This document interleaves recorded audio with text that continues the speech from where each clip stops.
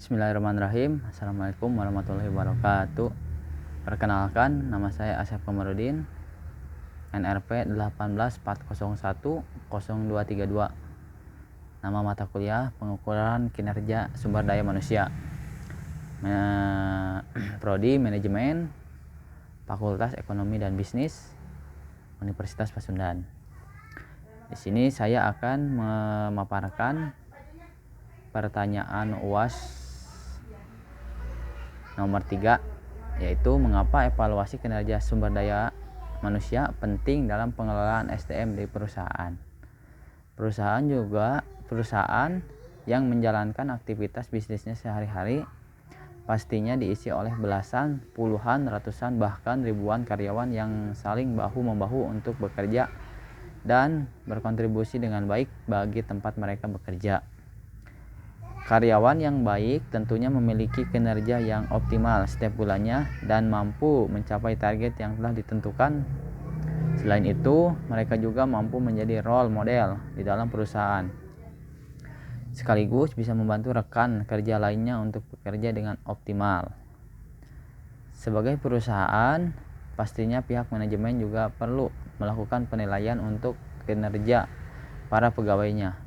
Penilaian ini dilakukan agar bisa melihat sisi positif dan juga sisi negatif yang sekarang ada di dalam bisnis tersebut. Pastinya untuk sisi positif akan berusaha untuk dipertahankan dan di-upgrade lebih baik lagi. Sedangkan sisi negatif akan berusaha untuk dibuang. Maka dari itu, evaluasi kinerja karyawan menjadi satu hal yang wajib ada. Yang kedua, yang nomor 4, yaitu tahapan yang harus dilakukan sebelum perusahaan menyusun sistem penilaian kinerja SDM. Di antaranya 1. Tahap perencanaan. Perencanaan biasanya disusun pada awal tahun untuk rencana 1 tahun ke depannya. Tahapan ini diambil dalam upaya penyusunan sarana kinerja yang diharapkan kepada karyawan dan kompetensi apa yang diharapkan oleh perusahaan untuk setiap karyawan. Pada tahap ini juga sudah harus ditentukan sistem atau metode penilaian kerja apa yang akan dipakai. Secara umum ada 4 metode yang digunakan dalam penilaian kinerja karyawan, yaitu 1. Tingkah laku, 2. Ciri dan sifat individu, yang ketiga hasil kerja, dan yang keempat kombinasi ketiganya.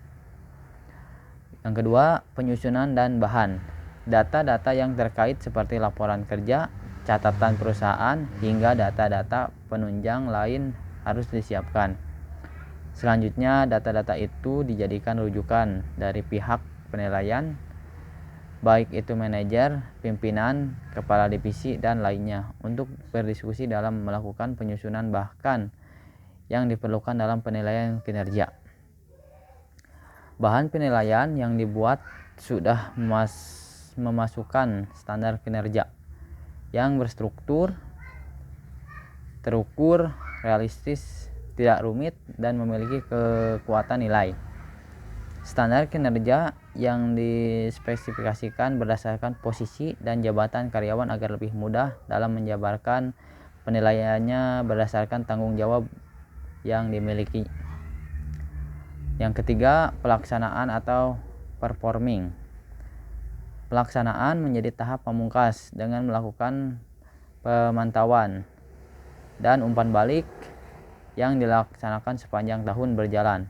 Biasanya dalam pelaksanaan akan ada proses review, baik tiap bulan atau pada tengah tahun.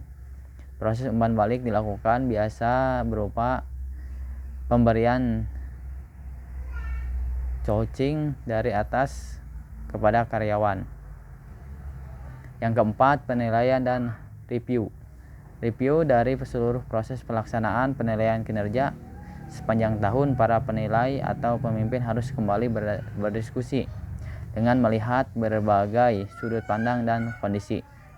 Tahap penilaian dilakukan dengan mengkomparasikan antara hasil kerja karyawan dengan standar yang telah ditetapkan. Perbandingan inilah yang akan digunakan dalam pengidentifikasian kinerja karyawan apakah sudah sesuai dengan target yang diinginkan. Sekian presentasi dari saya. Assalamualaikum warahmatullahi wabarakatuh.